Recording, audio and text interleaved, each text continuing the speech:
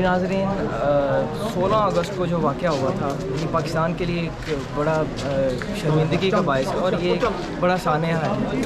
ہم اس وقت army salvation church میں موجود ہیں۔ یہ 19 چرچ میں سے ایک چرچ ہے جسے جلا دیا گیا تھا۔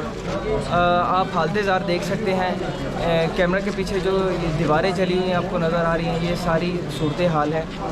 بہرحال حکومت پنجاب نے اب اس کی بحالی کے لیے کچھ کام کیا اور عبادت کا جو ہے وہ مسیحی بھائیوں کی عبادت کا سلسلہ شروع ہو گیا ہے۔ میرے ساتھ کچھ احباب موجود ہیں مسیحی بھائی، ان سے پوچھتے ہیں کہ ان کے کیا جذبات ہیں اس وقت۔ میرا نام عارف ہے۔ مجھے دیتی بات۔ میرا نام عارف ہے۔ تو ہم نے عبادت تو کی ہے، ہمارا دلی خواہش تھی کہ ہم آج کی عبادت کریں، تو وہ ہم نے کی ہے۔ یہ تو جو ایک دیواریں تھی، مسیح جو ہمارے دل میں بستا ہے وہ ادھر سے کوئی بھی نہیں نکال سکتا۔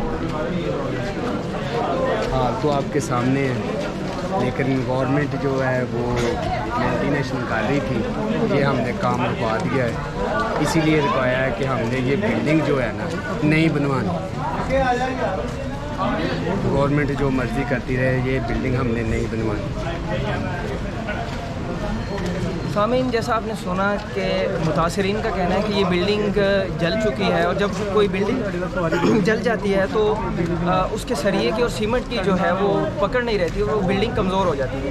یہ ایکسپائر ہو چکے ہیں ان کے مطابق۔ یہ ان کا مطالبہ ہے کہ یہ بلڈنگ بھی نئی تعمیر کی جائے اور ان کا نقصان ہوا ہے اس کا بھی ازالہ کیا جائے۔